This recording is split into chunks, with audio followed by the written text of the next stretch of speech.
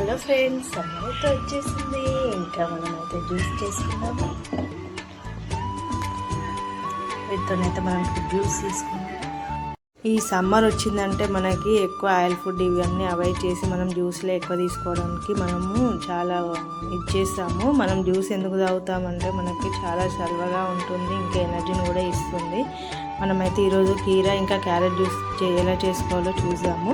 దాంతోపాటు వాటి ఉపయోగాలు కూడా చూద్దాము. క్యారెట్ అయితే మనకి కళ్ళకి చాలా ఉపయోగపడుతుంది. క్యారెట్ రసం అయితే రెగ్యులర్గా తీసుకున్నట్టయితే మన స్కిన్ కూడా చాలా గ్లోగా ఉంటుంది, ఇంకా మొటిమలను కూడా రాకుండా చేస్తుంది. క్యారెట్లో ఇంకా విటమిన్ ఏ, సి, కెరోటిన్ రూపంలో ఉంటుంది. మన క్యారెట్ రసం తీసుకున్నట్టయితే రోగ నిరోధక శక్తిని కూడా పెంచుతుంది, అంటువ్యాధుల నుండి కూడా మనల్ని కాపాడుతుంది.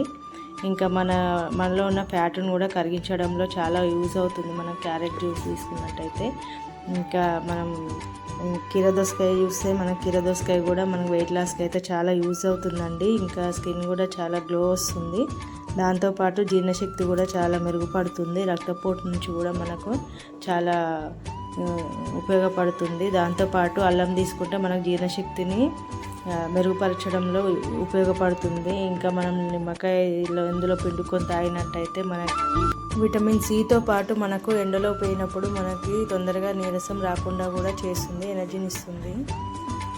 క్యారెట్ అయితే జ్యూస్ రెడీ అయింది.